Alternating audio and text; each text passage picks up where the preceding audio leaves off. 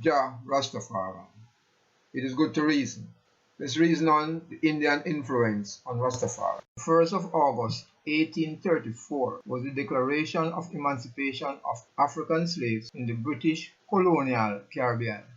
The East Indians arrived in 1838 to start the indentureship program, which was serving or working in the sugar plantations for the minimum of 7 years. The East Indians were allowed to practice their way of life or religion such as Hinduism and Islam. The Indian coolly brought Hindu traditions. The Sadhu, holy men, were dreadlocks, and this was a great influence on early Rastafari. The Hindus were vegetarians.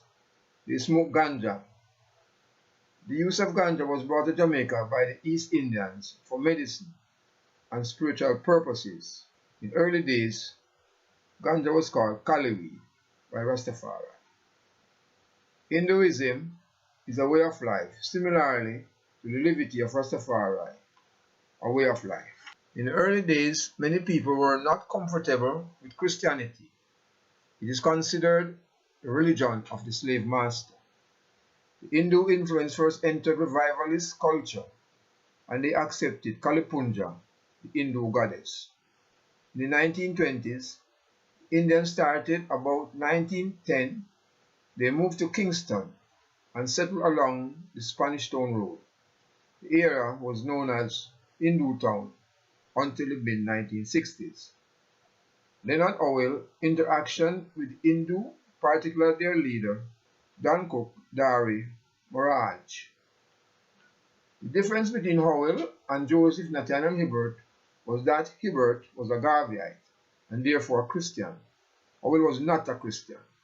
He was leaning towards Hinduism. When Hibbert Olaf heard of Hindus, he started to read up about them. He also started discussion about the Hindu gods Rama, Krishna, and Buddha. Now Hibbert was convinced that the white man had their own god in Jesus. The Indians have their own god in Rama, Krishna, and Buddha. The Africans must have their own god somewhere. He was determined to know about him and find him. When the 1930 coronation of Emperor Haile Selassie of Ethiopia was published in the newspaper, with all titles given to him in the presence of world leaders, with all that knowledge, Leonard Howell was the first one to declare the divinity of Emperor Haile Selassie as his African god. After this declaration of the divinity of Emperor Haile Selassie, Hibbert incorporated the Hindu codes into Rastafari. The supremacy of black people was one of the codes, which was incorporated by Hindu Lalu, who was a close friend and associate of Leonard Howell. Howell also adopted the prayers of Lalu and many Hindu words in Rastafari levity. Howell went further and changed his name to Gangar Guru Maharaj, which means ruler of and knowledge of the world. The smoking of ganja is the invoking of the Hindu goddess Kali. Ganja is part of the goddess Kali food. The ganja influence spanned from 1930 to this present time. The smoking of ganja as a sacrament or as the sacrament is of Hindu origin. The same way, ganja is a sacrament of Rastafari.